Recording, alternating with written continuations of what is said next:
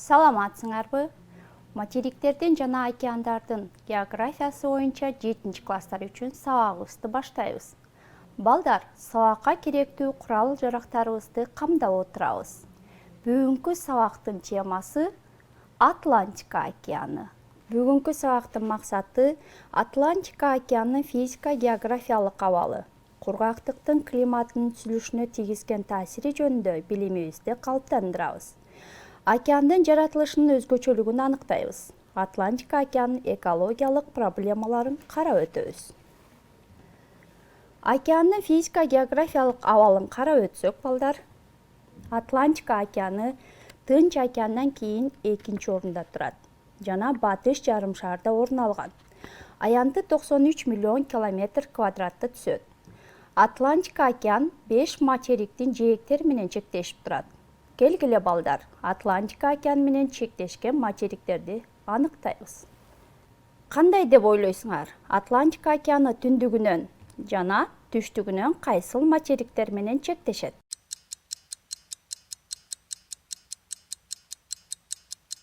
Туура балдар. Картадан аныктасак, түндүгүнөн Түндүк Америка жана Евразия материктери менен чектешет. Түштүгүнөн Түштүк Америка, Африка жана Антарктида материктери менен чектешет. Атлантика океаны эски дүйнөнү жаңы дүйнөдөн бөлүп турат. Атлантика океаны экватор жана баштапкы меридиан менен кесилишет. Атлантика океаны түндүктөн түштүктү карай 16 000 километр созулат. Ал эми жазылыгын карасак, балдар, океандын эң жазы жери түндүк жана түштүк бөлүгүндө 6,7 000 километр. Экваторго жакын кууштап кетет. Экваторго жакын океандын жазылыгы 2,9 000 километрди түзөт. Океандын түндүгүнөн Түндүк муз океаны менен, түштүгүнөн Инды жана Тынч океандар менен чулганып турат. Океандын жээктери түндүк жарым шарда жарым аралдар, булуңдар менен өтө тилмеленген. Жарым аралдардын эң чоңдору Скандинавия, Пиреней, Лабрадор жана башкалар кирет. Океандын жээктери түндүк жарым шарда жарым аралдар, булуңдар менен өтө тилмеленген. Жарым аралдардын эң чоңдоруна океандын чет жакаларынан Бискай, Мексика, Гвинея сыяктуу бир нече булуңдар орун алган. Ал эми Атлантика океанынын алабына кирген деңиздерди карап өтсөк, балдар, Жер ортолук деңизи, Балтика деңизи, Кариб деңизи, Кара деңиз, Саргас деңизи, Уэддл деңиздери кирет. Атлантика океанынын ачылуу тарыхын карап өтсөк, балдар, Атлантика океаны Тынч океанынан кийин ачылган. Ал эми мезозой заманда Гондвана материгинин бөлүнүү мезгилинде пайда болгон. Атлантика океаны байыртан эле адам баласына белгилүү болуп, өздөштүрүлүп келген. Европа тарабынан деңиз жээктери, гректер, скандинавиялыктар жана башка элдер үчүн өз ара катнашуу мүмкүнчүлүгү түзүлгөн.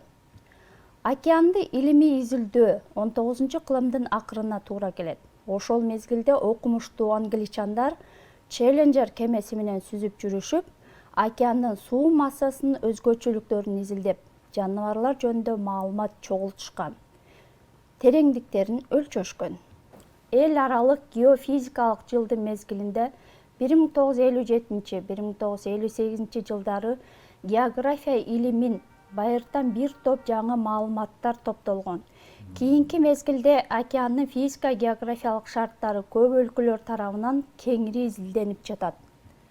Өзгөчө океандын таманынын рельефин, геологиялык түзүлүшүн, табигый ресурстарын изилдөө ыкчамдык менен жүргүзүлүүдө. Изилдөөчүлөр океандын материктердин үстүндө түзүлгөн аба массасынын өз ара таасирин көрсөтүшүн, Түндүк Атлантика жана башка деңиз агымдарынын климатка тийгизген таасирлерин ар тараптан иликтеп жатышат. Океандын таманынын рельефин карап өтсөк, балдар, Океандын таманында ортоңку Атлантика кыркатоосу 3400–4000 метр бийиктикке көтөрүлүп жатат. Анын туш тарабында бир нече чуңкурлар, коолор бар.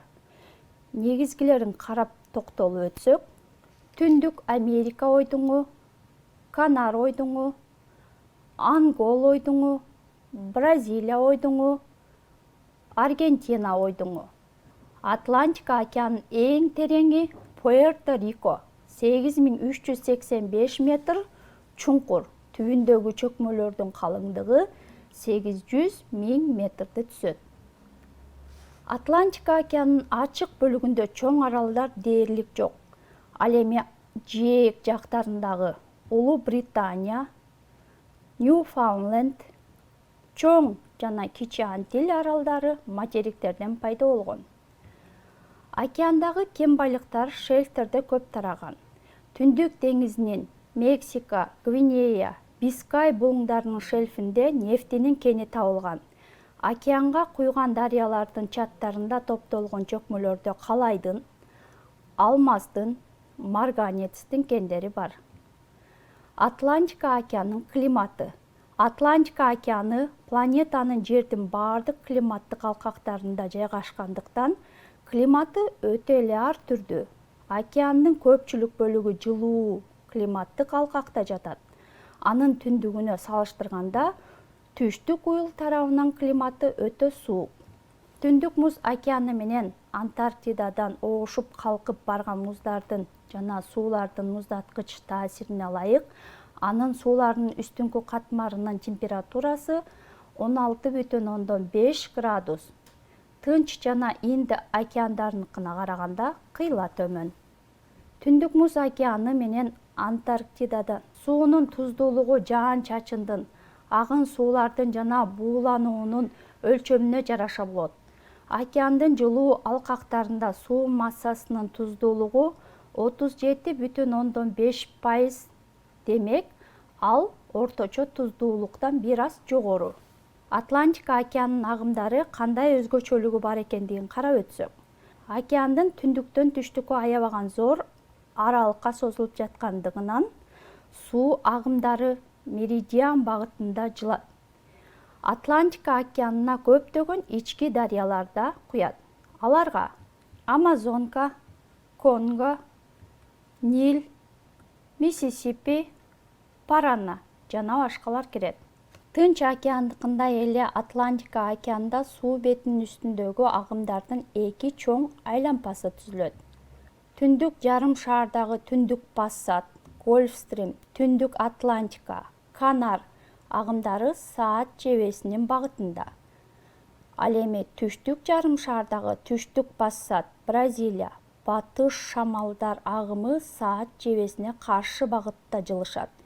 Бул агымдар башка океандардыкынан кыймылдуураак келип, ар түрдүү температурадагы суу массаларын кеңдиктер аралыгында тез-тез оошуп турат. Натыйжада айсбергдер менен калкып жылып жүрүүчү муздар пайда болот. Мындай муздар топтолгон аймактарда кеменин жүрүшүнө коркунуч туулат. Ошондуктан атайын аба күзөтчүлөр жана Жердин жасалма спутниктери айсбергдердин кыймылына көз салып турушат.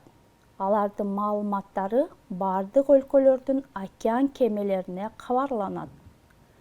Балдар, Атлантика океанынын органикалык дүйнөсүн карап өтсөк.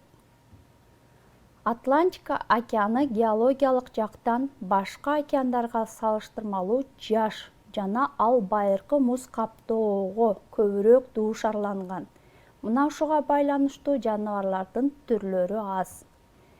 Бирок океандын жээктеринде тайыздыктарынын кеңири таралышына ылайык балыктын түрлөрү жана башка жаныбарлар көп. Балык чарбасында треска, сельд, скумбрия, деңиз окуню жана башкалар бар. Тропик алкагы үчүн кашалот, деңиз ташбакасы, рак, акула, учуучу балык, краб, коралл полиптери, медузалар мүнөздүү. Уюл тараптарындагы сууларда киттер жана тюлендер жашайт. Океандын өсүмдүктөрү да ар түрдүү. 100 метрге чейин тереңдиктеги жээк бойлорундагы зоналарында күрөң, жашыл, кызыл балырлар жана туздуу сууда өсүүчү кээ бир гүлдүү өсүмдүктөр таралган. Анда төмөн бир клеткалуу балырлар бар. Түндүк тропик алкакта өзүнүн жаратылышы боюнча өзгөчөлүү Саргас деңизи жайгашкан. Анын суусунун температурасы жана туздуулугу кыйла жогору. Мөлтүр көгүш суунун бетинде суу өсүмдүктөрүнүн майда сабактары жашыл күрөң түстө темгил болуп чыгып турат.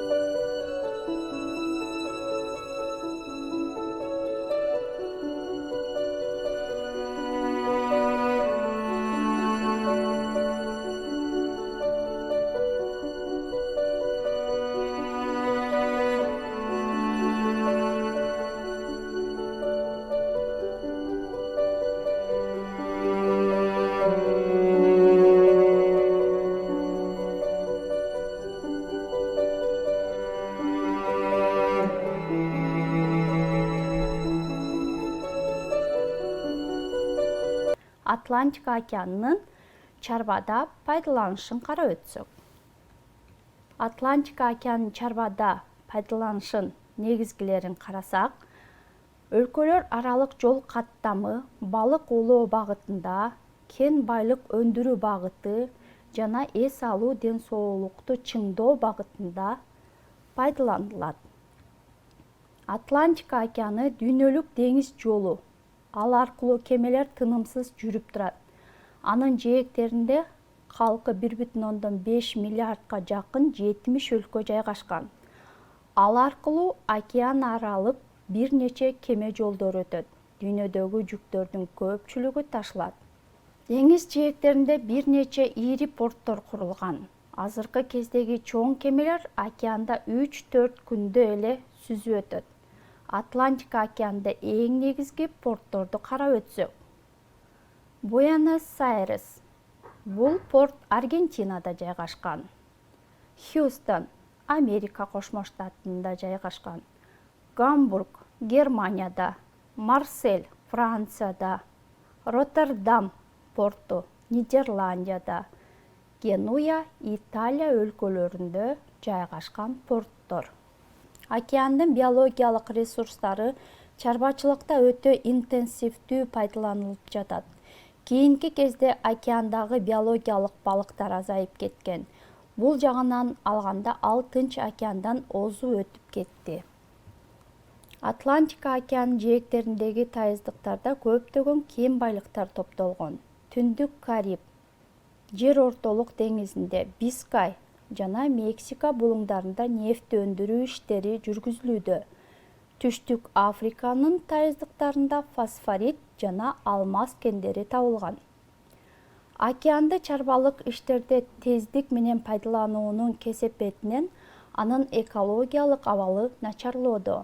Жаныбарлар дүйнөсүнүн жабыркашы аны кармап пайдаланууда гана эмес, суулардын булганышынан келип чыгууда. Анын кесепетинен деңиз жээктериндеги рекреациялык жайлардын да абалы начарлап жатат.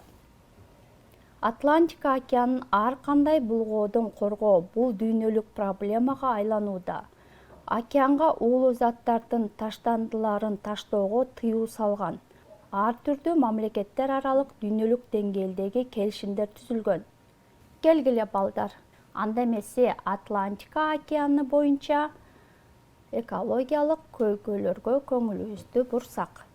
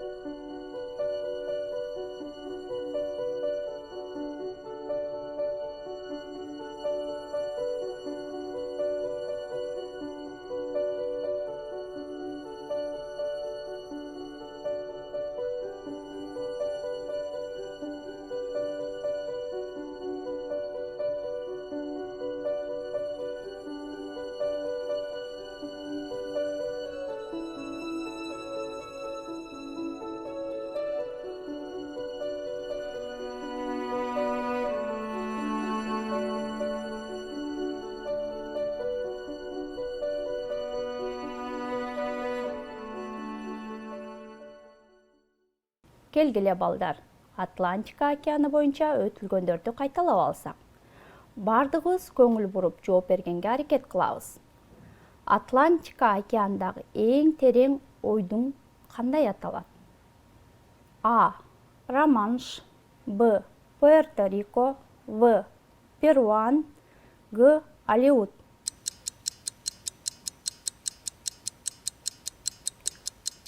Туура балдар. Атлантика океанындагы эң терең ойдуң бул Пуэрто-Рико болуп эсептелинет. Кийинки суроого жооп берсек балдар, Атлантика океанындагы эң күчтүү агымдын аты кандай аталат? А. Антиль, Б. Гвиней, В. Гольфстрим, Г. Лабрадор.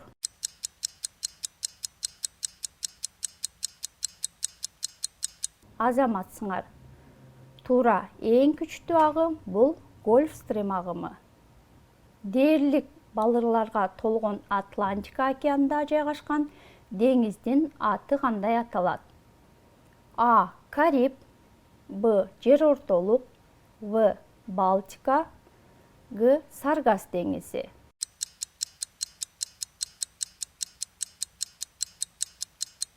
Силер ойлогондой, балдар, Атлантика океанындагы өзгөчө деңиз Саргас деңизи. Балдар, сабагыбызды жыйынтыктасак, бүгүнкү сабакта Атлантика океанынын жаратылышын, океан түбүнүн рельефин, климатын, суунун агымдарын, органикалык дүйнөсүн, чарбачылыкта пайдалануусун, ошону менен бирге Атлантика океанынын экологиялык көйгөйлөрүн карап өттүк. Бүгүнкү сабагыбыз аягына келип чыкты балдар. Эмки сабакта көрүшкөнчө сак саламатта калгыла балдар.